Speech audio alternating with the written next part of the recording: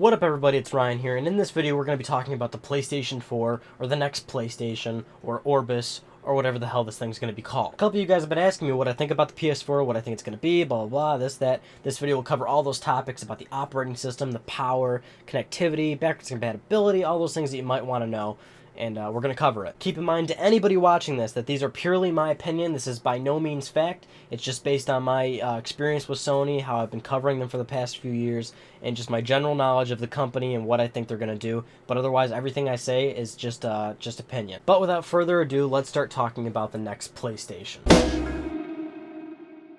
So how powerful is this machine going to be? Well, there's a couple of rumors. A lot of developers already have some of the dev kits for the PS4, basically just a modified PC. They don't have an actual console, but they basically have a modified PC build of what the PS4 is probably going to be. Some of the more recent and stronger rumors about the PlayStation 4 is that it's going to be based on AMD's A10 APU series. Currently, the PlayStation 3 uses the cell processor and the reality synthesizer chip and all that crap you want to talk about, but basically what Sony did with the PS3 was build a very rough architecture that was really hard for a lot of developers to get their grasp around it, and for a lot of years third-party developers always made not so great games compared to Xbox 360. Now of course with the rumored chip, Sony obviously is trying to rectify that problem and make it more easy for developers to develop for the PlayStation, and AMD A10 APU is definitely a good choice. Now the AMD A10 is actually not that powerful. I mean it's certainly powerful and you can get a lot of stuff out of it, but basically I mean the PS4, if this is what the rumored kit is going to be, this system is certainly not going to be as powerful as most modern PCs. Now of course that could be said with anything, because whenever consoles are made, usually PCs are always definitely a generation ahead, but that's because you can build them as you need them and stuff like that. PCs are always going to be ahead of the curve, but in my opinion they definitely don't need to be, since games are never going to advance that quickly. So while the AMD 10 is not as powerful as what most computer enthusiasts might have in their machines, it's definitely still going to be pretty good for the PS4.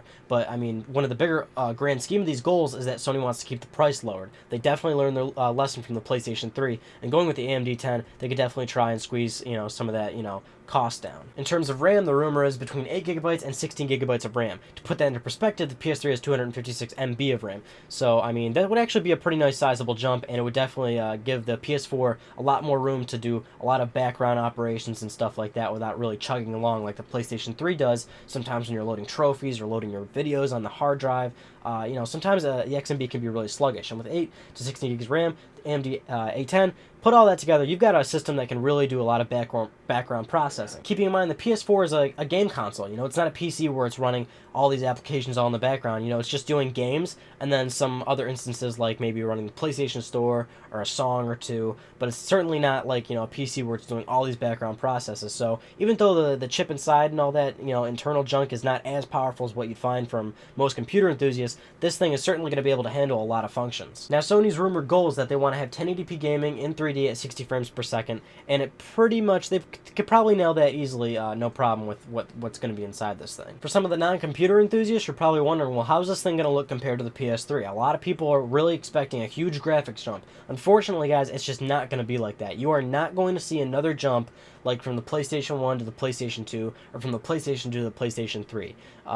Despite what you might think, technology doesn't advance as quickly as you think it does. I mean, it does in a sense, but now it's for at least for gaming, it's just not going to be that big of a jump. Probably some of the biggest improvements from the PS3 to the PS4 is going to be a few small key features, like, I mean, environments will probably be extremely detailed. They'll look gorgeous. Lighting will probably be spectacular for these games. Maybe for open world games there will be absolutely no slowdown in a lot of areas. I mean, the next Elder Scrolls or Grand Theft Auto, they could very easily make it so, I mean, everything loads instantaneously. There's never a time where you're opening a door and it slows down, or you're walking through an environment and trees aren't loading. It could be something like that. I mean, like I said, you can expect a graphics improvement, but it's not going to be mind-blowing. Now for the hard drive, the rumor is suggesting that's going to be a 256GB standard hard drive. That's of course a traditional hard drive. There's probably no chance at all there's going to be an SSD in this thing. Of course, the solid-state drive would be pretty awesome, since it would load games super quick. A system would start on really quick. I mean that thing would just boom, boom, boom, super fast if it was using SSD as a standard, and there was no HDD whatsoever. But of course, that is definitely not going to be the case, since SSD is actually extremely expensive nowadays. And since Sony definitely wants to make this thing affordable, and they do not want to make the same mistake they did with the PS3, they're definitely not going to use SSD probably, and they're probably going to stick with traditional hard drives to keep this thing affordable. Now, of course, the next PlayStation, it definitely is going to be using Blu-ray. I mean, there is no new disc jump, which is interesting for Sony at least, because for each one of their systems, they did make a jump in some way, shape, or form, from CD to DVD to Blu-ray. But now for the PS4, it's going to be still Blu-ray. I mean, there really is no physical update that we're getting other than that. But that's fine. Blu-ray still has tons of gigabytes on each disc for games, so that'll be plenty, and it'll be nice.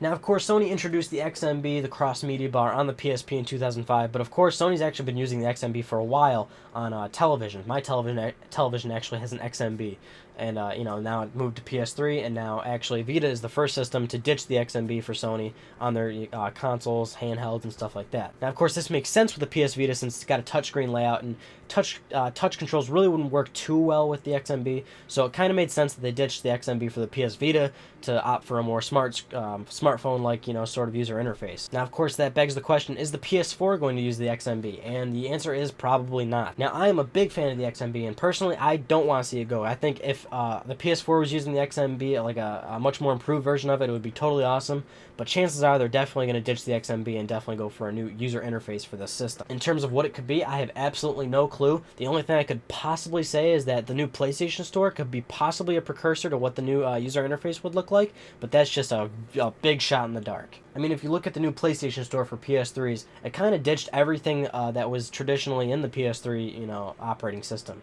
The XMB clicks, the XMB sounds, and that kind of vibrant highlighting of everything. It's kind of like all gone. It's all these panels and stuff, and there's new sounds in it. I feel like it could be a precursor to what the user interface for the PS4 would look like, but again, that's just a shot in the dark. But personally, you can definitely expect the XMB to be gone for the PS4. Now, this is going to piss a lot of people off, but backwards compatibility. This system is not going to have backwards compatibility. I know I'm saying that as fact, but of course it isn't fact because I don't know for a fact, but I'm like 97% sure this thing's not going to have backwards compatibility. Now, of course, when I say that, that means physical discs. Of course, you'll still be able to download your PlayStation Store stuff. I don't see why they wouldn't allow you to do that. If you're downloading PS3 games nowadays, then you could definitely download those PS3 games onto your PS4. That would totally make sense, but physical discs is definitely not going to happen. Now, of course, there's a number of ways that Sony could do backwards compatibility in the PS4 through software emulation and this, that, and the other. People are saying all these things that Sony could do it, but they're not gonna. They really want to keep the price low on the PS4, and say what you will, but there's pretty much nothing you can say at this point of how they could do it or how they could cut costs. They're just not going to put it in the system. Any sort of backwards compatibility in the PS4 is going to cost the system some sort of money to build,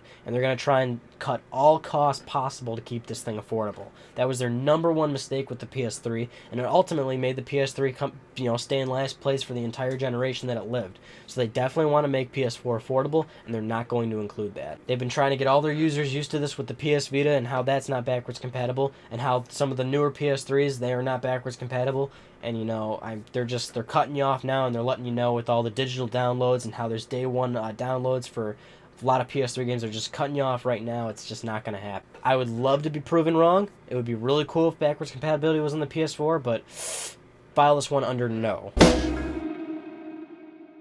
So what is this thing actually going to be called? Is it going to be called PlayStation 4? Is it going to be called Orbis? People are thinking, why would the name be a topic, really? Why wouldn't they call it PS4? They're 3 systems deep. That's personally my opinion on the topic, too. I really think they should call this thing PS4. But there's actually some strong rumors suggesting that this thing is not going to be called PS4. Now, of course, PlayStation has to be in the name somewhere. They can't call it Orbis and then ship this thing just Orbis. PlayStation's definitely going to be in the name, but I'm leaning towards them. I think they're going to call this thing PlayStation Orbis. Now, of course, Sony cut the PSP off early by not calling PS Vita PSP2. They called it PS Vita because, there was no numbers involved whatsoever, so it was kind of easy for them to get away with it there. But, the PS3 is 3 systems deep, so to me personally, I think it's a bad business move on their part to not call this thing PS4, but they're probably not going to, considering when all these rumors that are where they're saying Orbis this, Orbis that. Orbis actually means something in Latin. If you don't know, PS Vita means life in Latin, I think, and then Orbis means the circle of things or whatever. So you combine Orbis and Vita, and that gives you the circle of life. I cannot remember specifically what it is, but I think that's what it translates to in Latin. This would of course hint at connectivity between Orbis and Vita, so that would make sense there. Another reason why they might not call this thing PS4 is because of the fact that in Japan, Sony's homeland of where, you know, PlayStation comes from, the number 4 means death in Japan. So I don't know why. I'm not into Japanese culture. All I know that 4 is known as the number death in there. I could probably look up the Wikipedia page and find out why 4 is death, but basically that's like a bad omen there, so it wouldn't make sense for them to call it PS4 in their homeland. I mean, sure, they could like release it as a certain name there and release it as PS4 in other countries. Maybe they will do that. Maybe they won't. I'm not entirely sure because they sometimes within that company they do have regional names, but I'm not 100% sure what they're going to do here. But personally, I feel like they are going to call this thing PlayStation Orbis and not PlayStation 4. And personally, I think they should call it PlayStation 4 since they're 4 systems deep. But there's that.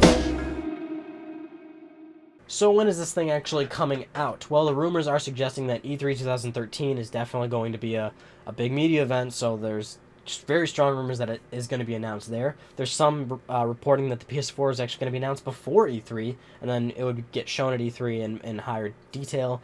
I'm not sure. Obviously, I'm going to bank on E3. I think it'd be a great place for them to do it. In terms of when the system will actually be in your hands and in retail stores, late 2013, early 2014, that's pretty much what everyone's pointing to. That's the strongest, you know, point of interest. Basically, expect that time frame, late 2013, early 2014, for the PS4. And pricing, the number one grand scheme of this whole video that I've kind of been talking about. You know, what's this thing going to cost? Again, I can't really tell you. I don't know. All I can tell you is that Sony is definitely going to try to make this thing affordable. And what is affordable? I feel like they would definitely be proud of selling this system at $300 to $350. They're probably definitely going to do multiple SKUs, so multiple SKUs being, you know, bundles. One that's maybe an entry model for some people, and then one with more gigabytes or a free game or something like that. So the price could be all around the map. They could have an entry model at $300 to a premium model at $400, but I think this basically don't expect this thing to be over $400. Definitely, I don't think it definitely wouldn't be that high. But I think the low point would be around $300. If they announce this thing at $300, they'd be pretty good, and that's what I think they'll be around to. Okay, so that's really all I have to say about the PS4 right now. There's still tons of things I could really talk about it, but we have to wait for more information on it. So as of recording this right now, I mean, that's all the information that's really out there, just, you know, dev kits in people's hands and stuff like that. But what are your thoughts on the system? Do you agree with me? Do you disagree with me? I mean, how does the PS4 sounding and shaping up to you? Let's talk about it in the comments below. Thank you for watching, and if you're new to the channel, subscribe for all things PlayStation.